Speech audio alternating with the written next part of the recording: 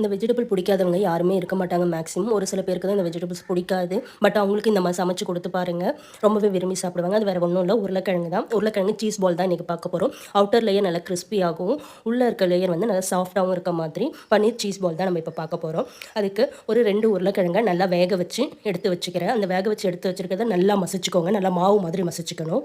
அது கூடவே ஒரு கப் வந்து பன்னீர் வந்து ஆட் பண்ணிக்கிறேன். இது வீட்டே ரெடி பண்ண பன்னீர், நல்லா சீவி எடுத்து வச்சுக்கிறேன்.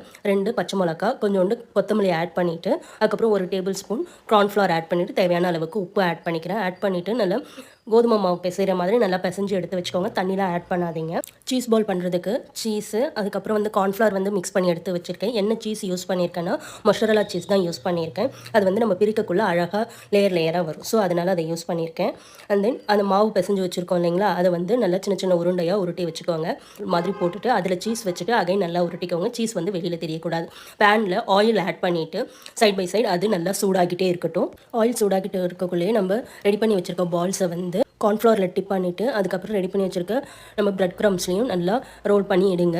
எக்ஸஸாக இருக்க பிரெட் க்ரம்ஸை உதிர்த்து விட்டுருங்க அதுலேயே, ஏன்னா இது வந்து ஆயிலை வந்து வீணாக்கிடும். அதுக்கப்புறம் ஆயில் சூடாகிட்ட அப்புறம் லோ ஃப்ளேமில் வச்சுக்கோங்க. லோ ஃப்ளேமில் வச்சுட்டு இந்த நம்ம ரெடி பண்ணி வச்சுருக்க பால்ஸை வந்து ஆட் பண்ணி நல்லா golden brown, front and back எல்லா சைடுமே வந்து கோல்டன் ப்ரௌன் வர அளவுக்கு நல்லா லோ ஃப்ளேமில் வச்சியே வந்து நல்லா பொரிச்சு எடுத்துக்கோங்க. லோ ஃப்ளேமில் வச்சு குக் பண்ணக்குள்ளே கொஞ்சம் டைம் எடுக்கும் தான். அதனால் பொறுக்க முடியாமல் ஹை ஃப்ளேமில் வச்சு எடுத்திங்கன்னா உள்ளே இருக்க சீஸ் வந்து மெல்ட் ஆகாது. ஸோ லோ ஃப்ளேம்லேயே வச்சு நல்லா கோல்டன் ப்ரௌன் கலர் வர அளவுக்கு நல்லா கொஞ்சம் பொறுமையோடு செய்யுங்க. கண்டிப்பாக உள்ளே நல்லா சீஸ் வந்து மெல்ட் ஆகிட்ட அப்புறம் எடுத்திங்கன்னா ரொம்பவே சூப்பராக வரும். அதுக்கு கொஞ்சோண்டு சாஸ் வச்சுட்டு உருளைக்கிழங்கு சீஸ் பாலை வச்சு கொடுங்க, ரொம்பவே விரும்பி சாப்பிடுவாங்க.